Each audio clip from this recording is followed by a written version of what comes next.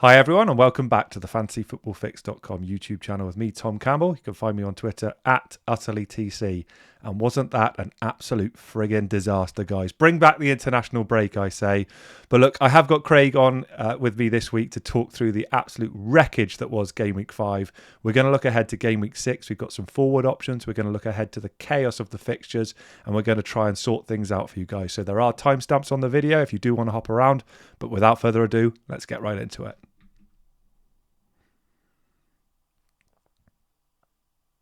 Guys, welcome back to the channel. And Craig, it's Sunday night.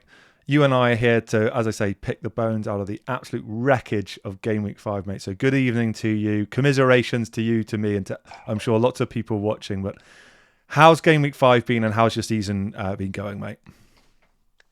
Game Week 5 was shit, as I think you perfectly well know. But I feel quite reassured by almost everybody I know had a pretty crap game week as well. Oh, yeah.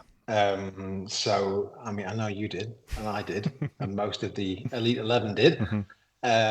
Elite, so to speak. So, it's a bad week, but it was a bad week for everybody. So that's the way it goes sometimes. I'm not feeling actually too bad about it until I look at my rank. Yeah. And then it feels bad. It does, but I mean, one of the things I wanted to talk to you about, Craig, is how much attention should we be paying to overall rank at this really, primitive stage of the season, and get your thoughts on what happens when people have a bad week, right? Because these bad weeks do happen, but you've given a signal there. Should we be worried about overall rank at this stage, Craig? No. I mean, just flat out, no. For me, no. I mean, I think something, I don't know, I haven't been on the side yet because it's not going to be good, but it's going to be 2.2, 2.3, I'm guessing. Yeah. And I always kind of want to be somewhere around 100k by Christmas. Yeah. That always feels like not the worst place to be at Christmas because I trust my instincts and I trust my judgment and I trust the way I play the game. And I think if I can be there by Christmas, then I'm fine. So all this, oh my God, I'm so far behind 10k. Yeah, I don't give a toss. Okay. It doesn't interest me one little bit. I'm only interested in 100k, and I think I'm something like 30, 40 points behind there, which it sounds a lot, but everything is so compressed that, especially this season, I think that take it easy. There'll be. I know for a fact there are players much better than me, much lower than me. And there's nothing, I guess when I come onto that, I'm struggling to really put my finger on what it is I've done that's been so catastrophically bad that should give me a 2-point-something million rank. I really can't. Yeah. Well, the answer will be nothing, right? Identify something big, So yeah, the answer will be nothing, won't it, Craig? I mean, the decisions that you've taken will be grounded in good theory, as they always are, with review and predictions that are being made. And you use the stats we have available on fantasyfootballfix.com as well. It's just early season variance, right? And that can happen. We're looking here at your record over the course of the season, and it's really interesting. You earmark 100k as a sort of ballpark for Christmas. I think that gives people a nice realistic target and frame of reference, right? Which is still quite far in the future, isn't it? Is there still an awful lot can happen before then? It's miles off. Yeah. It's so far off. I mean, it's only 5 weeks. That I don't feel like there are any particular hugely surprising patterns which have emerged since the start of the season, which have changed my overall opinions about, sorry, there goes my pen, which have changed my fundamental view of which way it's going. So I feel pretty relaxed. I mean, 5 weeks is only 5 weeks. It's not the end of the world. No, I feel it'll turn. I really honestly do think, at some point a pattern emerges, and as I guess we'll get onto at some point, we're going to start thinking about wildcard and who to get rid of and who to bring in, and then it starts getting interesting. Yeah, it does. And look, we'll talk around wildcards. You and I were talking off camera, weren't we, about the prospect of that. And I'm sure lots of people watching the video will be tempted or may have already deployed it. So we'll get into that. But before we get too far ahead of ourselves, Craig, it's great that you're the voice of reason on this video, because that's not the norm when you and I talk. So that's going to be quite fun to hear that, see if that continues throughout the video. But look, I've got to be mean. We've got to look back to Game Week 5 and see what happened. So let's take a look at the absolute carnage that ensued in Game Week 5.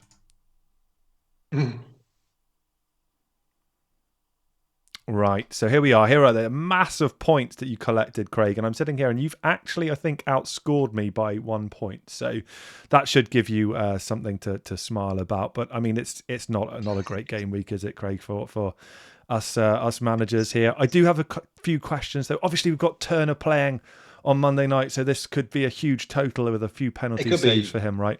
Exactly. Penalty save, 2 assists, job's good. You know. That's all we're looking for from Turner. And again, I'm in the same boat that I'm sure other people will be as well. But I was intrigued, Craig, straight away when I looked at this and we were preparing for the show. Estupiñán, who we know didn't feature after the international break and the travel and what have you, in Brighton's impressive away victory over a pretty wretched Man United team, it has to be said. But you chose to start him ahead of Guardiola. I was really intrigued about that, Craig. What was the thinking there?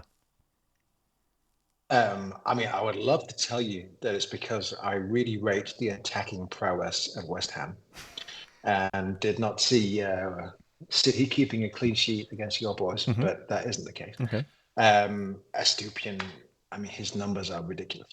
I don't go into almost any game expecting a clean sheet from Brighton because they're really leaky. I don't think they've completely adjusted to losing Caicedo and McAllister from the midfield defensively, but attackingly they are still absolutely elite level, as they were last season, which for some bizarre reason hasn't been reflected in their pricing, but that's not my problem. So Estupiñán I still see as an elite attacker, so he's going straight in. And Guardiola, he's not nailed. No, we know this. So there was the risk of him not starting.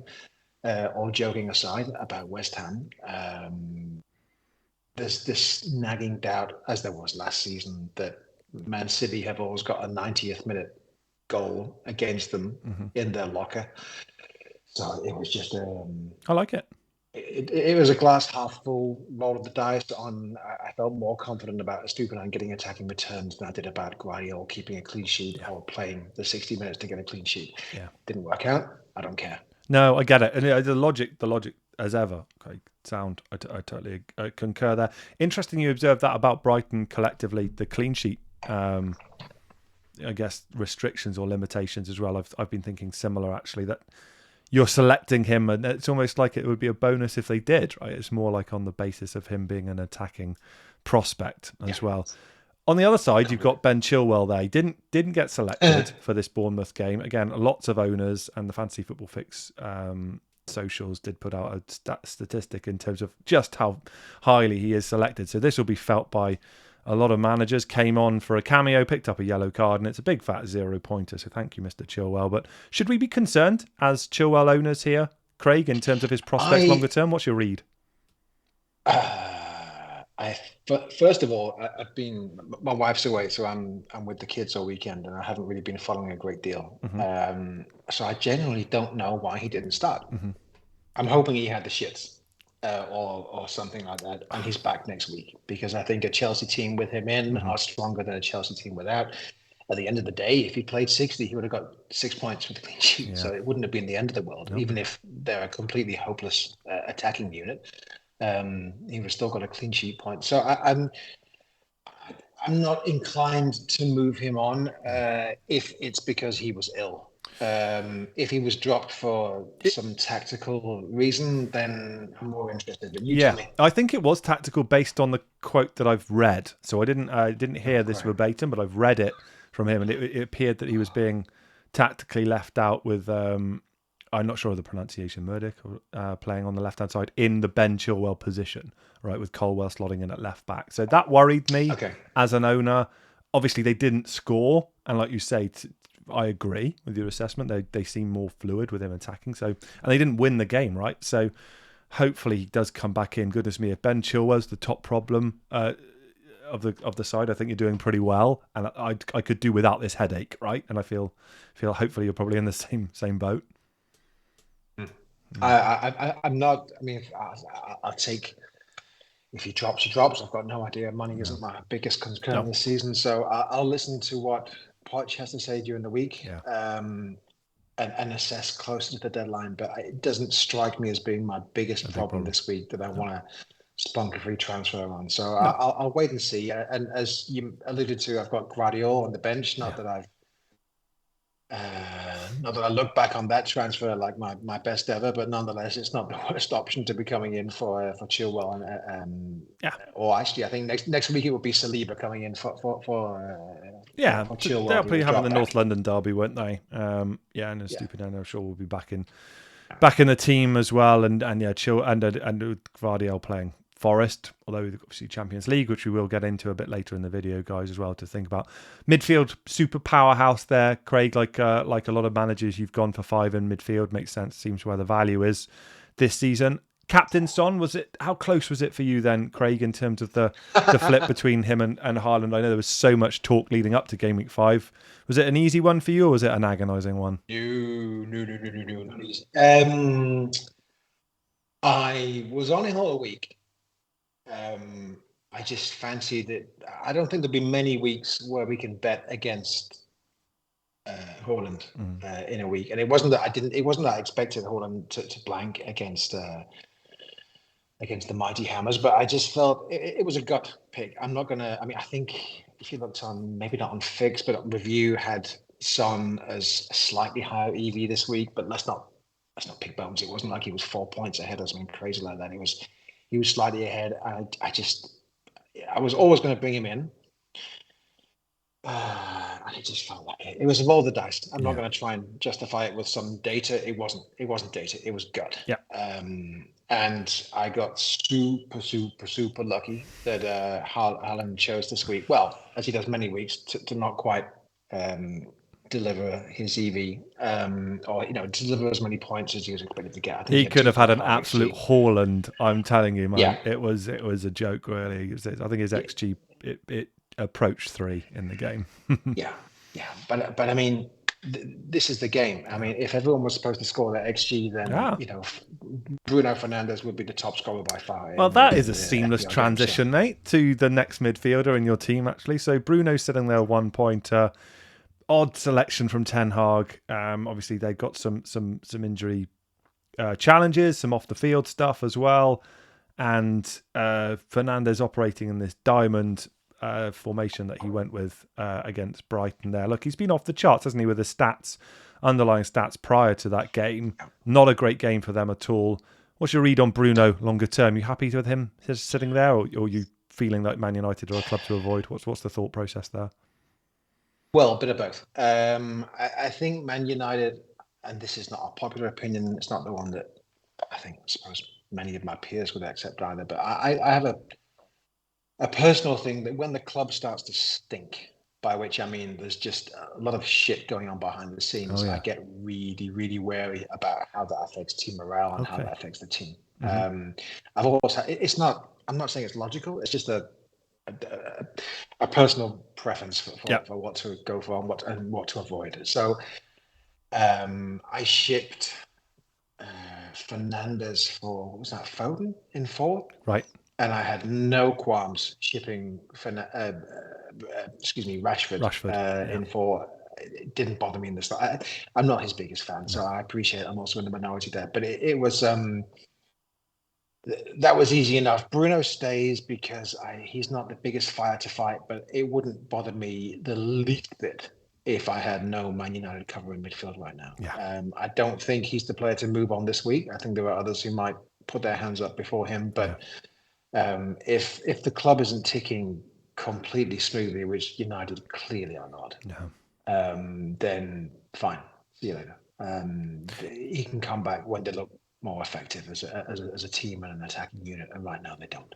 I love that the morale thing, Craig. I'm right there with you as well. The morale with the Anthony, Jadon Sancho, Harry Maguire after the international break.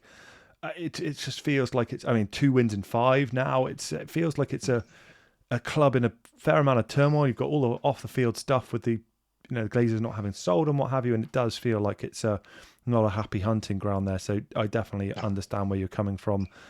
There, looking across the rest of the midfield there, Saka's picked you up an assist there. He's sort of been a sort of ever present in all the elite managers I've spoken to. So I don't think we need to belabor that point so much. But I did want to get your thoughts around the Phil Foden inclusion in my team too. I'm sure in a lot of managers teams as well. So you've got the treble up with Man City there. Is that optimal, Craig? Do you think that Man City treble up? Would you like to reapportion the Man City contingent that you've got? What's your read on Phil Foden? I'll start with Foden. Foden was a punt because it's just it's a Hail Mary for the player we would love him to be and the player that Pep doesn't seem to trust him to be.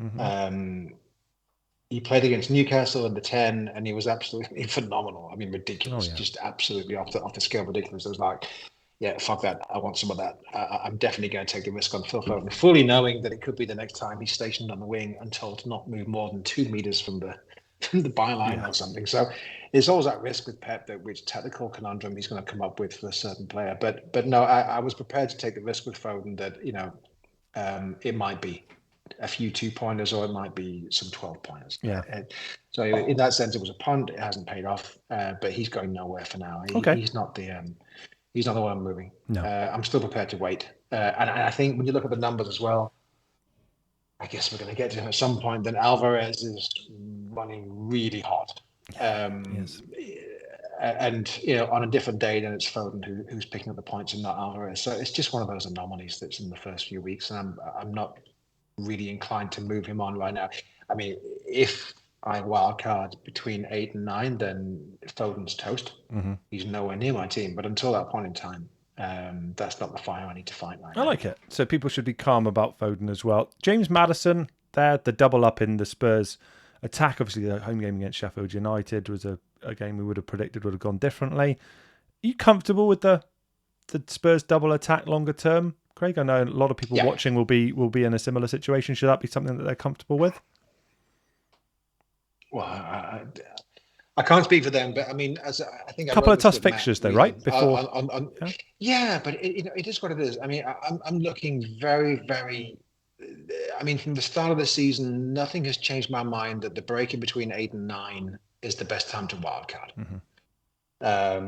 So when I'm looking at changes, I still feel completely convinced I'll be going that way unless something really crazy happens with injuries or something in the coming weeks ahead. But I want to know who to jump onto. Of course, we all had that, and that's a bit unclear right now, maybe Salah aside. But I also want to know who to jump off. And when it comes to jump off, I trust the fixtures completely. So Maddison, yes. All I'm looking at, my point being, all I'm looking at is now 6, 7, and 8. And 8 is, well, we said this about Sheffield United. We did say this about Sheffield United, but go on, make your point. Yeah, so I was going to say it's a golden fixture, just that Sheffield United wasn't 5, but he's going nowhere. Well, I'm saying that he's going nowhere. It might end up, but I shuffle him out and shuffle him back in again. Okay. But he's there for 5 and he's there for 8. That's what he's there for. Yeah. If he gets 2-pointers in 6 and 7, fine. That was part of the bargain.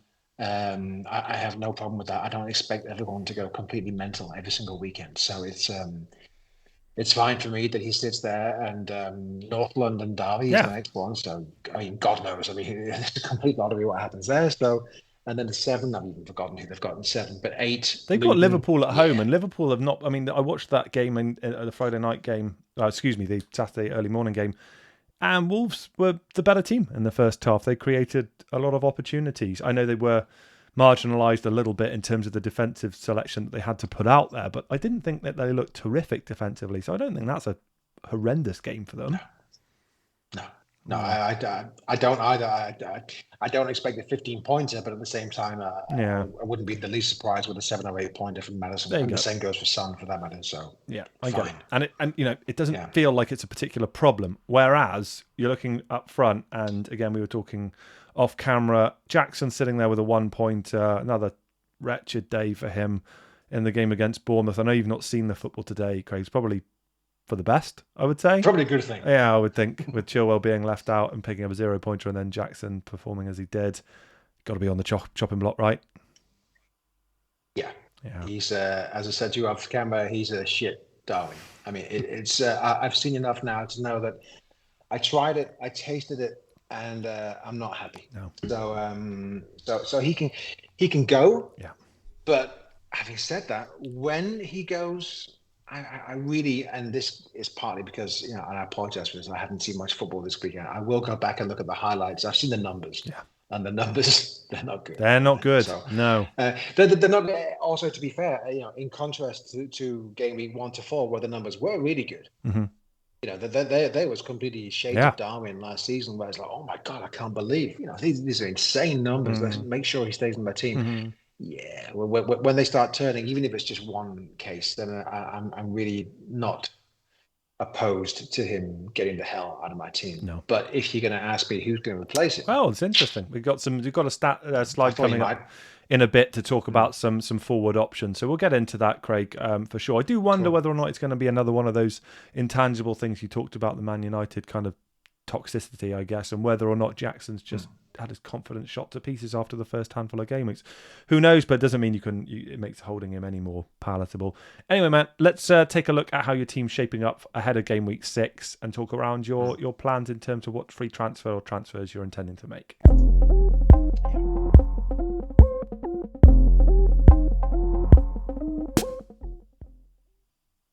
Okay, so we can see here the team that you're thinking of starting, Craig, ahead of game week 6. So Gvardiol comes back in, as you mentioned. And look, hopefully Ben Chilwell, as owners, gets his place back. And I guess if not, then you've got Saliba coming in, which is not the worst substitute there. I see Mr. Jackson continuing in this team, Craig. What's that about? You've just talked to me about getting shot of him. Do you think this Aston Villa home fixture after Europe is a chance for him to finally start putting things right? You have my bus team, right? I mean, you don't have my. I mean, I don't have. I'm teasing, man. Yeah, made up for this. But I mean, Chilwell's there. Aston Villa seem to have this quite bizarre and suicidal high line also away from home. So if Chilwell's back in, that's true. Yeah, that's a good point. Even if he's left back, even he's still going to get forward. And if he's left wing, then I think there's gold there for Chilwell. Having said that, Chelsea aren't looking great, but let's just go with the optimistic point of view. I mean, Chilwell stays. Yeah, Jackson. My confidence is shot to shit, but that doesn't mean I'm going to move him out. No. Go on, talk to us about that. So when you've lost faith in a player, you as an elite manager, let's talk around the mindset. All right. Okay. Let's say let's make it really, really simple. Let's say I didn't have Gvardiol. Mm-hmm. This would be the shortest conversation ever. It's bringing Alvarez. Yeah. He's running hot. Jump on it. Mm-hmm. There's just really, I would find that a no-brainer if you were having a third open Man City spot. I don't. So that's not open to me. No. So I seem to recall mentioning to your colleague, the other Mr. Tom. Whelan. Yeah. Oh, okay. No, not him. No, Matt Whelan. On the blog on Fixtures last week, I'd rather have a dose of the clap than choose anybody from the double game week from Luton. Well, we haven't even mentioned this double game week. So we've got Luton and Burnley, right, coming up with a double game week. Yeah. It's not the most lucrative of game weeks, is it? It's not sexy, is it? No, it's not. I mean, when you look at you go on the fixed points prediction and, oh God, what's his name? The striker. Morris? Thank you.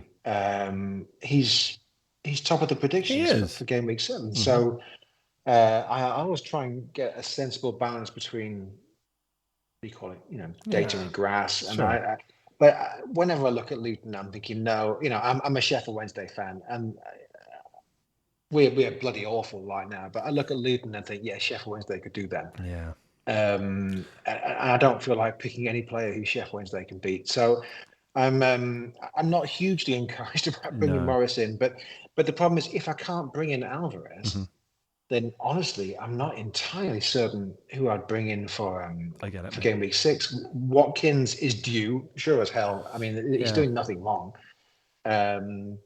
so that's an option, and he'd be great for 8 as well. Well, let's talk about Watkins briefly. Craig, because first, I guess before we get into the forwards, actually, which we've got a slide, our next slide, so maybe we'll talk around that in a moment. But are we saying here that if Europe goes as planned this week with no injuries and nothing untoward, that you'll be into a situation where you'd be holding this week potentially? reluctantly holding. Yeah. I mean, it's I don't, as you can probably guess, or you can probably hear, I'm not particularly panicking. No, you're not. No, you're not. Which was nice to see. Not. I mean, I'm also pretty well through a bottle of Pinot Noir, which probably has an effect on that. But I'm pretty relaxed, and I'm not looking at any huge, apart from Jackson, who obviously we just talked about. I'm not looking at anything where I'm thinking, oh my God, what a mistake I made there. But at the same time, I'm not really, Alvarez aside, enthused by any of the options available. Okay. And I have this kind of, and we haven't really talked about, we have this ticking time bomb that I've got Turner and Johnston in goal. And they're both remarkably benchable by their managers going forward. So I'm really inclined to wait as late as I possibly can, way beyond the European fixtures, and see what the comments on the Friday are. Because if suddenly I find out that both my keepers are going to be on the bench the weekend, then I got a problem. And what would you do in that situation? Let's just let's play devil's advocate. That's an interesting one. I am first of all, I'm a little bit tied in by the fact that I'm going to be almost certainly going to be wildcarding between 8 and 9. But everybody always says don't take a hit for a keeper, and I've never gone with that. I've always, I mean, for me, it's just, we've talked about this before. It's just about the maths. If I can see that hit paying itself off by going early rather than waiting, I'm going to put it a different way. There's never a good time to take a -4 for a keeper. There never is. I've never heard anybody. Well, you have those occasional, I've got a free transfer to burn. What am I going to do with it? Yeah. They come once in a million years. Apart from that, you always have to take a transfer for a keeper in a situation like that. So just take it, for Christ's sake. Yeah. Just take those points. Sure. If you sit there for weeks and weeks and weeks, wait, thinking, I don't want to take the -4. No. Just hit the button and take it, and get it out of the way and get done. For me, that's a much, as long as the maths adds up, it's a much easier way of dealing with it. So that's my normal approach. But in this case, I'm wildcarding in between 8 and 9. So who to bring in? Well, unfortunately, it's either, I did look at this on the fixed points predictions. It's either Kaminsky from Luton, again, dose of the clap, or it's Flecken from Brentford. And that's the one game I've seen the highlights of this weekend with Newcastle and Brentford. And I wasn't getting a boner for having Flecken in my team. No. So that was not a really fantastic performance. So I like Raya. Yeah. I like Raya. He played today. He picked up a bonus points without making heaps of saves. I think whether or not he's got the shirt locked in now, but 4.8 at the time of recording, Craig, as well. I didn't know that. Yeah. That's wonderful. I had no idea. See, I'm sorry, I've been with the kids all day. I had no idea that Raya had played. Raya played. He's down at 4.8 million at the time of recording. Look, he makes himself available for passing. He's a clean sheet to start. I don't. Yeah. I mean, for me, he's a significantly better keeper, real life and FPL, than Ramsdale. So if there was a sniff of him being nailed, that's wonderful. You said that. If there was a sniff of him being nailed, I'd be really interested in that. Well, let's wait and see. I think with Johnstone as well, we know that Hodgson doesn't tend to change the team much unless he has to, and it's sort of his shirt to lose type of situation historically, I would say, with most of his players, right? So maybe not something to worry about. We didn't talk about Son too much outside of the captaincy, Craig. I mean, Richarlison's come on, right? I brought him in too, right? Loads of people will have done. Richarlison's come on. Obviously Son got subbed off. Didn't have his best game. Did start through the middle, which is what we were wondering. Richarlison's come on, had a huge winning impact on the game. What are we thinking here, man? Are we going to see him back on the wing against Arsenal and ongoing? And if that happens, is he immediately on the chopping block? What's your thoughts around Son? Yeah, I was looking at that. If I was really hot on Richarlison from the start of the season, insofar as I've never quite understood I mean, I do understand because Kane was there and the rest of it. But I mean, at the end of the day, he's Brazil's number 9. Mm-hmm. And he's pretty damn good when he plays for Brazil. You know, he's not there to make up the numbers. Nope. He's a baller. And at the start of the season, it seemed like with Kane going to Munich, he would kick on, right? he would play at 9. Mm. Yeah, and it didn't really happen from the start. And maybe there's some issues going on with him, and you know, I hope he works them out, and I hope he gets some help with him from the club. Yeah. It sounds like he will, and the rest of it. But he's a proper player. At the same time, Son is really not suited to playing that left central attacking role. So I don't know how Ange balances those things out. But if I still feel pretty secure that if Richarlison was the nailed number 9, then there's few better options in the entire game than him.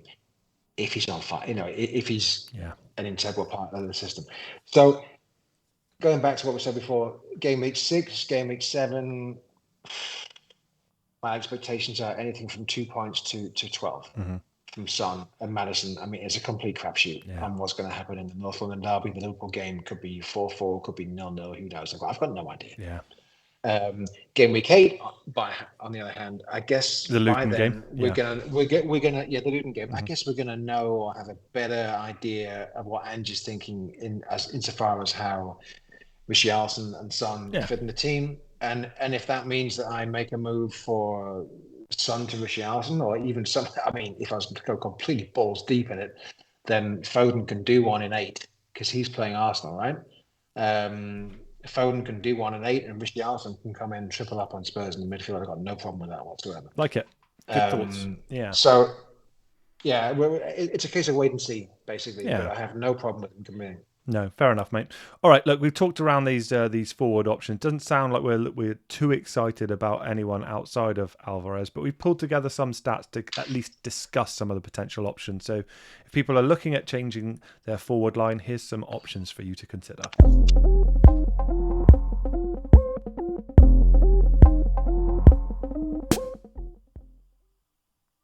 Okay, so we've already mentioned a couple of these, to be fair, Craig, but we've got on screen at the moment some pretty interesting stats in terms of price and goals per 90, XG, etc., and our points projections for the next several game weeks. You mentioned Alvarez being super hot. You and I are both in the situation where we can't get the boy, right? Because we've already maxed out our Man City contingent, and it's a pain in the arse if you've got a girlfriend who happened to have brought him in this weekend and reminds you at every opportunity. Good on her. Proud of her. Pleased for her.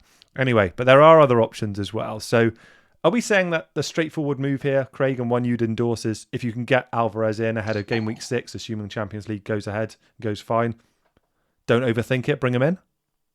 Yep. Yeah, it feels like it's sensible.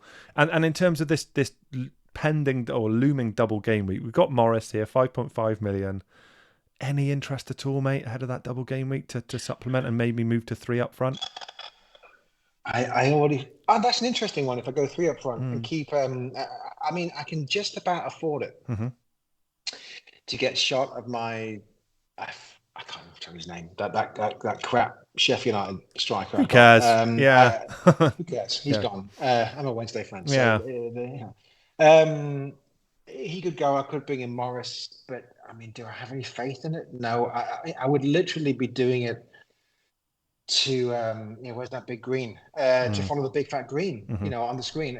It would be literally doing it purely for the data and against most other instincts, so it doesn't appeal. So when you've got a situation like that, Craig, sorry to cut across you, mate. When you've got a situation like that where your instincts are telling you one thing but the data and the projections are opposing that, do you have a historical tendency which way you tend to lean?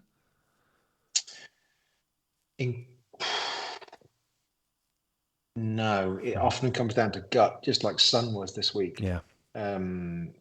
So, I mean, I would instinctively trust the data more than I mean, it's lifting it up to a different level now. I've kind of intimated, I have a young family and I spend a lot of time with them. I don't see as much football as I used to. No. I see highlights and not full games unless the missus takes the kids out to the park or that kind of thing. You and millions of others, man. Mm-hmm. Yeah, me and Mm-hmm. a few others I'm suspecting. So Mm-hmm. so I find myself the last, I mean, it's supposed to be 5. Well, it's quite easy. Kids are 13 and 6. So I find myself looking at data much more than the live game or match of the day eye test. Sure. So instinctively, I would say data, but there is just I'm sorry, it's Luton. Yeah. Um, And we know that Sheffield I just Wednesday could can't. beat them. If Chef went well, we are really appalling right now. So maybe not this season. I didn't read last season, but if Chef Wednesday, if I get the feeling that Chef Wednesday can do them, then they shouldn't be anywhere near my team. Yeah. It's that simple. It's not a great XG, is it, per 90 for him? We're looking on screen here, No, no, it's 0.13. It's really really not. not, is it? No, No. yeah, it's not. No. But that green arrow, those green numbers from the fixed Yeah, the point projection. projections. Yeah. Okay. Um, Ollie Watkins, popular pick at the beginning of the season, kind of been ticking. People have been frustrated by the second row there, I guess, in terms of the lack of goals. Taking over another yeah. assist in this in game week 5. Missed a very good chance as well, I have to say. What do you think about Ollie Watkins? Sort of not on penalties any longer. He's been a substitute kind of candidate as well, but still ticking over just about enough. What's your kind of thoughts for owners of Ollie Watkins? Should they be looking to stick with? Yes. Yeah. Yeah. If I had Watkins, and I almost did from the start versus Jackson. If I had Watkins right now, yeah, I mean Watkins owners versus Jackson owners. Yeah. Come on, as problems go, they are quite different. Now, if I had Watkins, then I'd be staying very firmly put. Not least of which because come game week 8, then it gets really sexy for Aston Villa. So I mean, I appreciate that many people will wildcard between 8 and 9, but I'm struggling to see why you would jump off. The numbers are good. He's playing good. From what I've seen, he's still, he's looking good. Yeah, still a threat. Appreciate the penalties issue isn't quite the same as what it was, but no, I really can't see a reason to jump off Watkins. If that's your biggest fire, then okay, you're doing fine. okay. But I doubt that's the biggest problem people have got.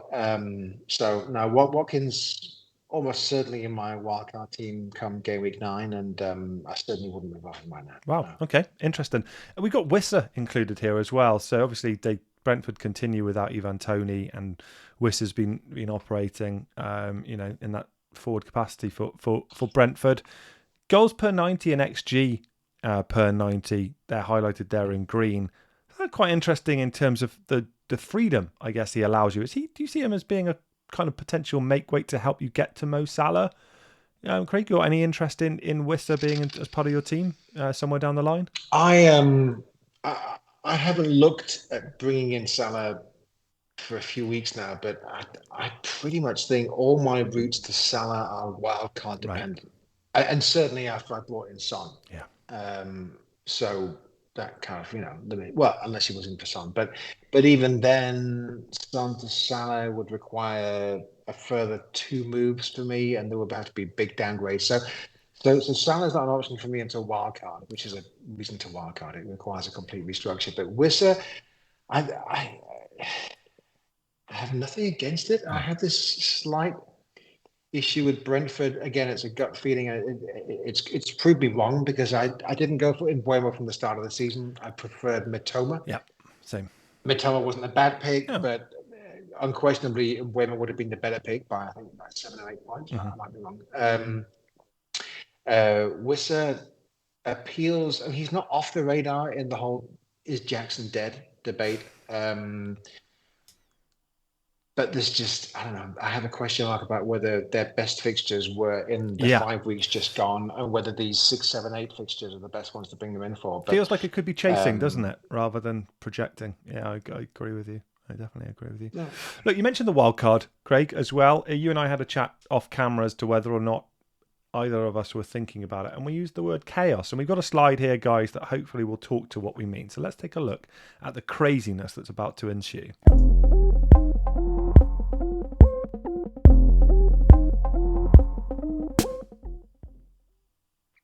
Okay, so I'll let people's eyes just get used to what they're having a look on screen. What we're looking at here, guys, is just to kind of highlight for some of these teams with maybe attractive upcoming fixtures, the glut of fixtures that's upcoming from other competitions. So we're highlighting the European games and also the domestic cups as well as we look, including Gameweek 5, which is not yet concluded, through 6, through 7, and into Gameweek 8 before the next international break and the prospect of wildcarding, as Craig talked to. Now, we decided to include this because it just sort of visualises just how chaotic things could be. Craig, is your read just that actually to wildcard now with all of this, I guess, unknowns, feels like it's just too damn difficult? Like, we don't have the clarity? Well, I mean, I want to be careful not to speak for people who have wildcarded, but I mean, speaking on my own behalf, I haven't got a clue what I would do right now. Right. There's just too many. I mean, if you just forget the wildcard, looking at the screen, I mean, it's a complete crapshoot of what's going to happen in the next 3 weeks. Completely. My expectations are completely. It's bedlam, isn't it? It is completely. And for a wildcard, I only want two things. I want to know who to jump on, and particularly, which is what I focus on most, who to jump off. And I don't think any of these next 3 game weeks give us an idea about who to jump off. I think it's going to be about firefighting. So I personally really can't see any reason to wildcard for myself right now. It's not that my team is doing great, but I don't know who to jump off, and I don't know who to jump on. Whereas at least in 8-9 or 9-10 or whatever it is, then at least I have a clear idea of, well, okay, the wind is blowing in this direction because of fixtures, if nothing else. Whereas right now it's just up and down. It's a roller coaster, whichever way you look. It really is, man. I mean, the uncertainty.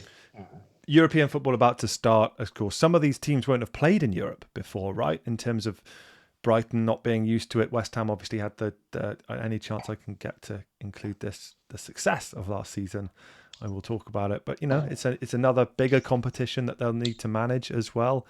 Man United being back in the Champions League, but playing how they are. I mean, and people have assets from them, the likes of Marcus Rashford and Bruno Fernandes, etc. So this is very FPL relevant, and it does feel to me that there are an awful lot of unknowns that we need to get some, like you say, some clarity over the next few weeks.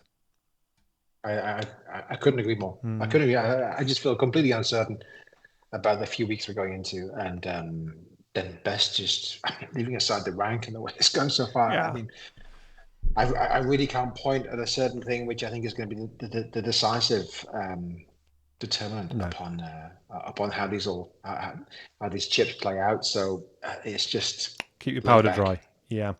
Look, one team we haven't talked about, Craig. We're running pretty long here, so I do want to wrap things up in a sec. But we've not mentioned Newcastle. They've picked up a clean sheet in Gameweek 5. We know that they're on screen here because they've got that European competition after the great season they had last time out. Any thoughts around Newcastle defence in terms of players you want to bring in, or maybe further forward? What's your advice around Newcastle? I'll start with myself and then work to a more macro level. So for myself, I had a choice this week of going basically Trippier or Son. Yeah. I couldn't do both. Once I'd gone the one direction, I couldn't revert the other way. And I chose, in my wisdom, Son.